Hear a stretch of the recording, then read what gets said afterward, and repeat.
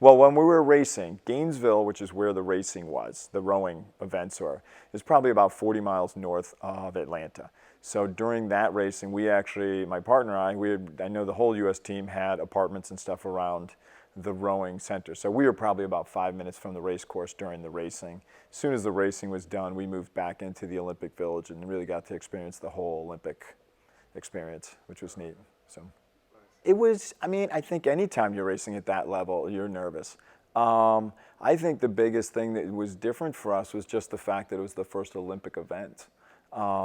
First time anybody had raced at the Olympics for people my size. And so there was definitely a different heightened experience to it, a little bit more anxiousness, a little bit more nervousness. The biggest shock for us was everybody was going a lot faster. I mean, the training for us, I thought we had a fantastic year of training, and going into the Olympics, I felt extremely prepared. The times that we were doing in practice were comparable to the best times that lightweight doubles had been doing at World Championships. We were very confident. And we got to the Olympics, everybody was going a little faster. And that's what the Olympics are about. We trained, we left our jobs and we trained full-time year for that.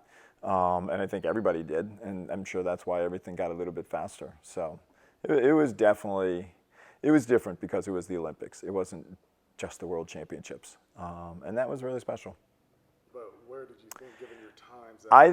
Honestly, I think we should have been, based upon everything we were doing, we expected to be in the hunt for a medal, very honestly.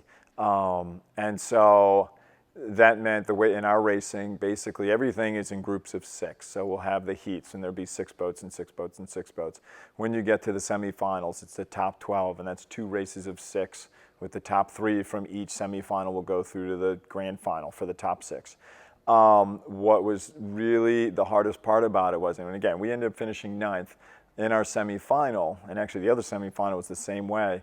The top 4 boats were all within a second of each other, second and a half, I think. So, I mean, that's like literally probably about 10 feet as far as a difference over a 2,000-meter race that lasts 6.5 minutes.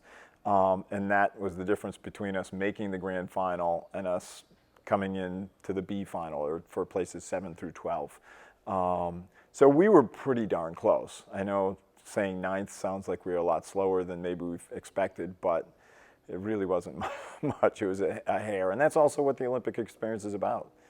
Going out there, killing yourself, and yeah, it does come down to a matter of inches. It was, well, in the other semifinal, the Italians, who had won the Worlds the year before, were the ones who came in 4th, and they were a fraction out. And it was just like, holy cow, I can't believe us the Italians are not in the grand final. That was just dumbfounding to me, but that's racing. So it wasn't like we had a bad race. The others just raced faster. About being a world champion, if we talked about this last time in your office, sure. If you got to go to Barcelona, what that could have been like? In 1990, we won the World Championships down in Australia, Tasmania. In 91, we actually had a bad race in the semifinal and didn't make the grand final, which was frustrating because I know we should have medaled again that next year. The problem, and again, that was actually right when the discussions about lightweight rowing was going to be in the Olympics or not, and it didn't get approved for 92. So we had planned on we're going to do the trials as a heavyweight double, even though myself and my partner were small and gave up literally 50 to 60 pounds to the guys that we were racing against. And we came in 2nd. And the problem with the Olympics, and same with the Worlds, is number 1 goes, number 2 doesn't. And so we had come in 2nd in the double trials for Barcelona in 92, but didn't get to go. So raced at the Worlds, because even though the lightweights didn't go to the Olympics, there were still World Championships for the lightweights. So we actually went to the World Championships up in Montreal and finished 4th actually that year. So, I mean, I had hoped, honestly, like 92 would have probably been really my prime. Even though I was in great shape in 96 and actually faster on the rowing machine and everything else than I ever had been before, 92 would have been really the key year for us if we actually had that opportunity to race at the Olympics.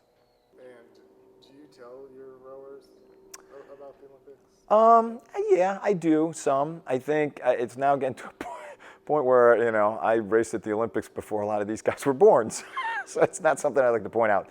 I do. I think they're always curious about it. I think if there's lessons that can be learned from my experience in racing at the Olympics, and sure, I definitely do. I get a kick out of talking to my kids. My son Tyler is 11, my daughter Sydney is 9, and they're just starting to understand it and get it a little bit. And so talking to them about it is kind of fun. But especially with the coaching, I think it's important not to make it about me, but it's about the athletes. And so, it's not about me. And so I had my day racing with the Olympics. Now it's their turn. So I don't want to make it about me. I'll brag with my kids. It's fun. I have my pictures up, and my wife calls it the I Love Me room. So that's where my glory is these days. I'm dreading the day when my kids get into my stash of medals and things like that, and they're playing with them, and they don't even realize what half the stuff is. So that'll be the tough day when it's like, don't touch that. So was that the highlight of your career? No, yes and no. It's funny. I have 2 or 3 that I would sit there and say, and to distinguish them would be pretty hard.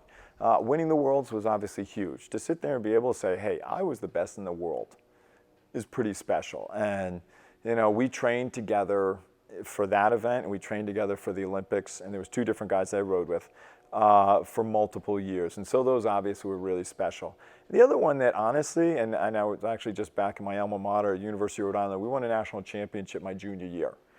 That was extremely special to me as well, because just like what the women are trying to do here at Indiana, you do go through so much together as a group, and to achieve that goal is just so special. So those 3 things I would say are pretty equally important and unique in their own ways. The Olympics are just amazing. To sit there and say you're an Olympian is obviously so unique. It's definitely special.